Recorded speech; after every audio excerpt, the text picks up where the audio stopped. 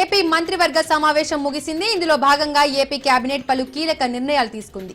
SC వర్గీకరణ ముసాయిదా ordinance కు ఆమోద ముద్ర వేసింది. అదేవిధంగా అసెంబ్లీ హైకోర్టు భవన నిర్మాణ ప్రతిపాదనలకు ఆమోదం తెలిపింది. ఇక 617 కోట్లతో అసెంబ్లీ, 786 కోట్లతో హైకోర్టు భవన నిర్మాణాలకు ఆమోదం తెలిపింది ఏపీ మంత్రివర్గం.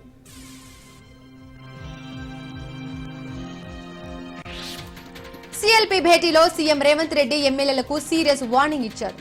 ఇష్టం వచ్చినట్లు మాట్లాడొద్దని సూచించారు. మంత్రి పదవి కోరే వాళ్లు మాట్లాడితే వారికే నష్టమని, ఇష్టం వచ్చినట్లు మాట్లాడితే వచ్చే పదవులు కూడా రావన్నారు. పదవులు ఎవరికి ఇవ్వాలనేది అధిష్టానం చూసుకుంటుందని, ఇష్టానుసారంగా మాట్లాడి ఇబ్బందులు కొని తెచ్చుకోవద్దని హెచ్చరించారు.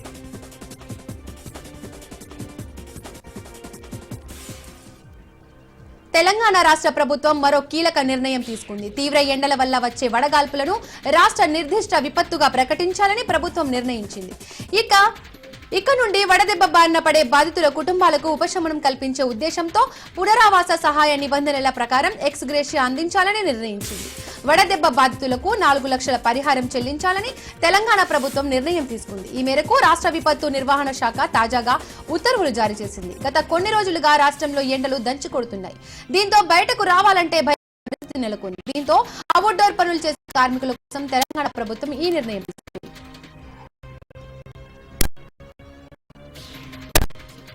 హైదరాబాద్ లో వాతావరణం ఒక్కసారిగా మారిపోయింది. ఉదయం నుండి ఎండ దంచుకొట్టగా మధ్యాహ్నం ఆకాశం చల్లబడింది. నిమిషాల్లోనే వాతావరణం మేఘావృతమైంది. ఈ క్రమంలో పలు ప్రాంతాల్లో భారీ వర్షం కురుస్తోంది. Banjara Hills, Jubilee Hills, Yousufguda, Ameerpet, Khairatabad, Panjagutta, Somajiguda, SR Nagar, Erramanzil తదితర ప్రాంతాల్లో ఈదురుగాలితో కూడిన వర్షం పడుతోంది.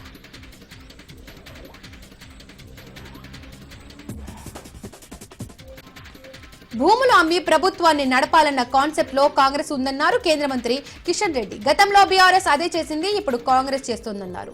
హెచ్ఎస్యు భూముల్లో జంతువులు ఉన్నది వాస్తవం కాదా అని ప్రశ్నించారు. తాను పెట్టిన పోస్టులపై కట్టుబడి ఉన్నానని అన్నారు. కేసులు పెట్టుకుంటే పెట్టుకోండి, భయపడను అన్నారు.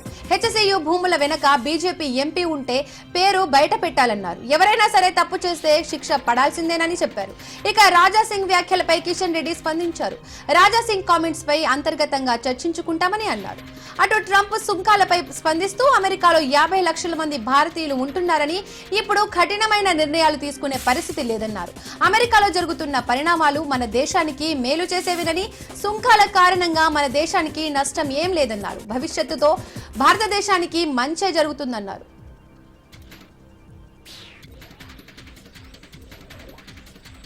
ఎవరెవరు బెదిరిస్తున్నారో వాళ్ల పేర్లను బరాబర్ పింక్ బుక్ లో రాసుకుంటున్నామన్నారు ఎమ్మెల్సీ కవిత. బెదిరింపులకు పాల్పడే వారిని ఎట్టి పరిస్థితుల్లో వదిలిపెట్టేదే లేదు అని ఎమ్మెల్సీ కవిత సంచలన వ్యాఖ్యలు చేశారు. బీఆర్ఎస్ కార్యకర్తలను వేధిస్తున్న కాంగ్రెస్ నాయకులపై ఎమ్మెల్సీ కవిత ఫైర్ అయ్యారు. బీఆర్ఎస్ రజతోత్సవ సభకు వెళ్లవద్దని కొంతమంది ఫోన్లు చేసి బెదిరిస్తున్నట్లు తెలిసిందని, కేసులు పెట్టించి పోలీస్ స్టేషన్లకు ఈడ్చిన వాళ్లను క్షమించే ప్రసక్తే లేదన్నారు. కాంగ్రెస్ నాయకుల తాటాకు చప్పుళ్లకు భయపడదే లేదని, వాళ్ల తాతలు ముత్తాతలు జేజమ్మలు ఎవరు దిగి వచ్చినా కూడా భయపడే వాళ్ళెవరూ లేరు ఇక్కడ అని ఎమ్మెల్సీ కవిత తేల్చి చెప్పారు.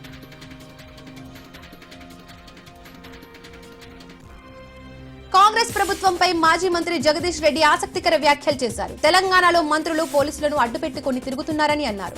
కాంగ్రెస్ ప్రభుత్వంపై ప్రజల్లో వ్యతిరేకత పెరిగిందన్నారు. ప్రజల్లో తిరుగుబాటు తట్టుకోలేక బంగ్లాదేశ్ ప్రధాని పారిపోయినట్టు తెలంగాణ ప్రజల తిరుగుబాటుకు రేవంత్ కూడా పారిపోవాల్సి వస్తుందన్నారు. ప్రజా వ్యతిరేకతతో మంత్రులు గాల్లో తిరిగేవారు గాల్లోనే కలిసిపోతానన్నారు. వరంగల్లో జరగబోయేది బీఆర్ఎస్ రజతోత్సవ సభ మాత్రమే కాదు, రేవంత్ రెడ్డి మీద తెలంగాణ ప్రజల తిరుగుబాటు సభ అని అన్నారు.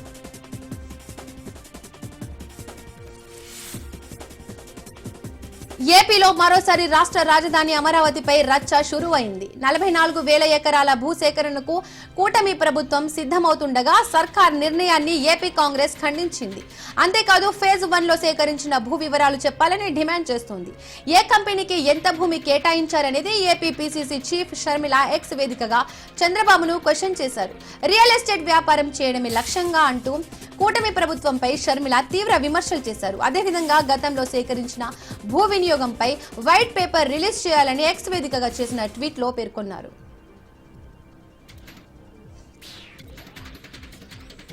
అంబేద్కర్ సతీమణి తనను రాజకీయాల్లోకి తీసుకొచ్చారని కేంద్ర మాజీ మంత్రి కాంగ్రెస్ సీనియర్ నేత చింతామోహన్ పేర్కొన్నారు. రాజ్యాంగం గురించి ప్రధాని మోడీ చండీగఢ్ లో మాట్లాడుతూ రాజ్యాంగాన్ని కాంగ్రెస్ పార్టీ నలిపేసిందని విమర్శలు చేశారని గుర్తు చేశారు. కానీ రాజ్యాంగాన్ని రాసేటప్పుడు ఎవరు మద్దతు ఇవ్వలేదని ప్రతి అంశంలో వెనక్కి లాగారని పేర్కొన్నారు. ఢిల్లీలో ఒక హైకోర్టు జడ్జి ఇంట్లో 500 కోట్ల రూపాయల అవినీతి సొమ్ము దొరికిందన్నారు. ఇది ముమ్మాటికి కేంద్ర ప్రభుత్వానికి తెలిసి జరిగిన అవినీతి అని స్పష్టం చేశారు. ఆ డబ్బు ఒక రిటైర్డ్ చీఫ్ జస్టిస్ ది అని చెబుతున్నారు. కానీ ఆ డబ్బు ఎవరిదో చెప్పాల్సిన బాధ్యత ప్రధాని మోడీపై, చీఫ్ జస్టిస్ పై ఉందని అన్నారు. సమాధానం చెప్పకపోతే ప్రధాని మోడీ, చీఫ్ జస్టిస్లు రాజీనామాలు చేయాలని డిమాండ్ చేశారు.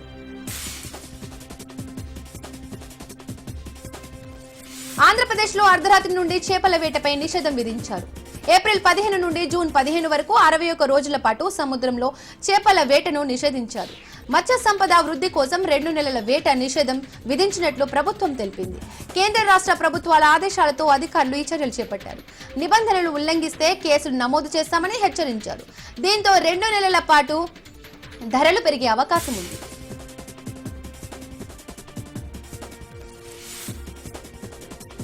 జోగులాంబ గద్వాల జిల్లా మల్లాపూర్ తండాలో ఎమ్మెల్యే బండ్ల కృష్ణమోహన్ రెడ్డి, కలెక్టర్ బిఎం సంతోష్లు సహపంక్తి భోజనంలో పాల్గొన్నారు.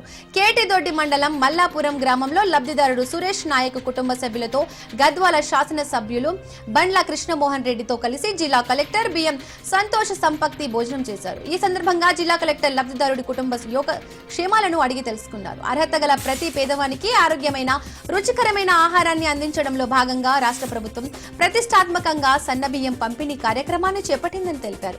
తద్వారా రేషన్ కార్డులకు ఎలాంటి ఆర్థిక భారం లేకుండా సన్నబియ్యం అందుతాయని అన్నారు. ప్రభుత్వం పంపిణీ చేస్తున్న సన్నబియ్యాన్ని లబ్ధిదారులు సద్వినియోగం చేసుకోవాలని సూచించారు. వనపర్తి జిల్లా గోపాల్పేట మండలం బీఆర్ఎస్ రజతోత్సవ మహాసభ కార్యకర్తల సన్నాహక సమావేశానికి మాజీ మంత్రి సింగిరెడ్డి నిరంజన్ రెడ్డి హాజరయ్యారు. ఈ సందర్భంగా ఆయన మాట్లాడుతూ బీఆర్ఎస్ 25 ఏండ్ల ప్రస్థానం సందర్భంగా ఏప్రిల్ 27న మరో అద్భుతం ఆవిష్కృతమైందని, లక్షలాది మందితో జరిగే రజతోత్సవ మహాసభకు బీఆర్ఎస్ సిద్ధమైందని చెప్పారు. రాష్ట్ర వ్యాప్తంగా లక్షలాది జనాలు, వేలాది వాహనాల రాకపోకలకు అనువుగా ఉండే ఎల్కతుర్తిని మహాసభ వేదికగా బీఆర్ఎస్ అధినేత కేసీఆర్ నిర్ణయించారని చెప్పారు. రాష్ట్రంలో రైతులకు రైతు బంధు రుణమాఫీ చేయలేని ప్రభుత్వాన్ని బీజేపీ నాయకులు ప్రశ్నించడం లేదని విమర్శించారు. బీజేపీ నాయకులు ఏనాడైనా ప్రజా సమస్యలపైన నిరసించారా అని ప్రశ్నించారు.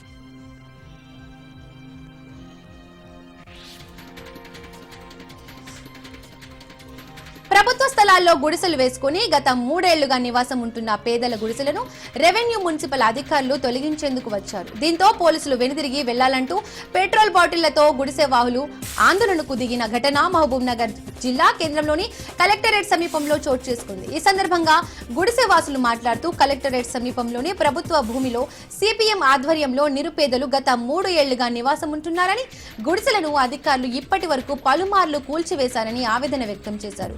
గతంలోనూ తమపై పోలీసులు అక్రమ కేసును బనాయించి మహిళలను సైతం జైలులో పెట్టారని తెలిపారు. ఇప్పటికైనా ఉన్నతాధికారులు స్పందించి పేదల గుడిసెలను కూల్చివేయకుండా వారికి పట్టాలిచ్చి ఆదుకోవాలని కోరారు.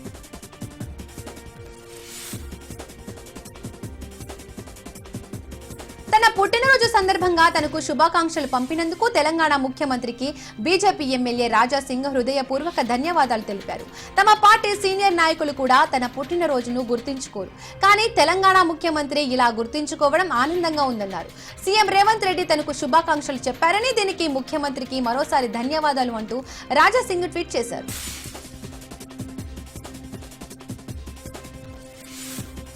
రంగారెడ్డి జిల్లాలో అకాల వర్షంతో పంటలు దెబ్బతిన్నాయి. రంగారెడ్డి జిల్లా యాచారం మండలం మేడిపల్లి నానక్నగర్ కుదర్మ తాడిపత్రి గ్రామంలో అకాల వర్షం, వడగండ్ల వానతో మామిడికాయలు నేలరాయాయి. వరి పంటతో పాటు కూరగాయల పంటలు దెబ్బతిన్నాయి.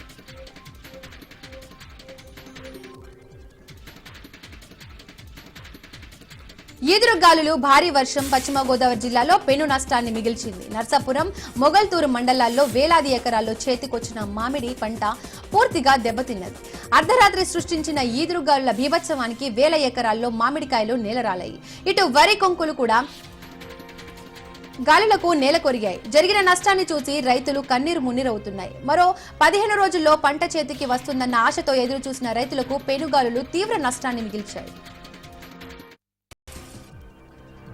జనగామలో రాళ్లవాన బీభత్సం సృష్టించింది. రాళ్ల వర్షం పడి పలు గ్రామాలలో వరి పంట నష్టపోయింది. వరి పంట చేతికి వచ్చే సమయంలో ఇలా జరగడంతో రైతులు లబోదిబోమంటున్నారు.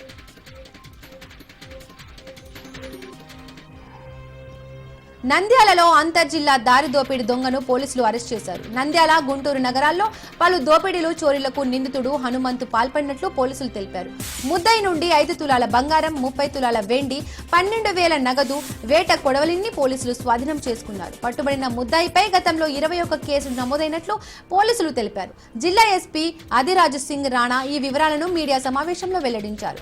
నిందితుడిని చాకచక్యంగా అరెస్ట్ చేసిన పోలీసులు ఎస్పీ అధిరాజ్ సింగ్ రాణా రివార్డులు అందజేశారు. జయశంకర్ భూపాలపల్లి జిల్లా కాళేశ్వరంలోని శ్రీ కాళేశ్వరం ముక్తేశ్వర స్వామి ఆలయం పరిసరాల్లో ఓ హోటల్ ముందు భక్తుడు గుండెపోటుతో మృతి చెందాడు.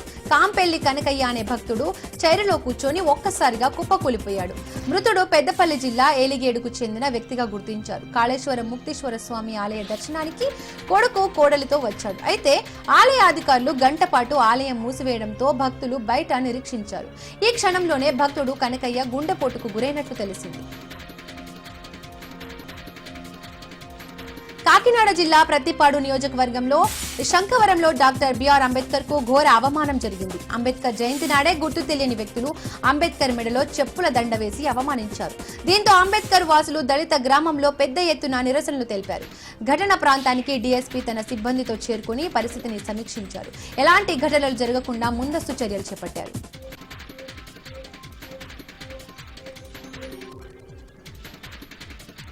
నెల్లూరు జిల్లా కోవూరు మండల పరిధిలోని నేషనల్ హైవేపై అందిన సమాచారం మేరకు ఎఫ్డీఓ కోవూరు పోలీసులు వాహనాలను తనిఖీలు చేపట్టారు. చికెన్ వ్యర్థాల వాహనాన్ని గుర్తించి పోలీస్ స్టేషన్ కు తరలించారు. అనంతరం పెన్నా నది ఒడ్డున గుంత తవ్వి 70 డ్రమ్ముల చికెన్ వ్యర్థాలను గుంతలో వేసి పూడ్చివేశారు. ఈ సందర్భంగా ఫిషరీ డిపార్ట్మెంట్ శ్రీనివాసులు మాట్లాడుతూ ఎవరైనా కోళ్ల వ్యర్థాలను తరలిస్తే వారిపై కఠిన చర్యలు తీసుకుంటామని తెలిపారు.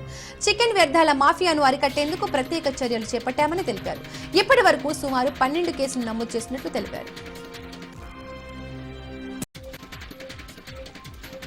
ములుగు జిల్లా కేంద్రంలోని శ్రీరామ్ నగర్ తండాలో పోలీసులు గుడుంబా స్థావరాలపై దాడులు చేసి 5 వ్యక్తులపై కేసు నమోదు చేశారు.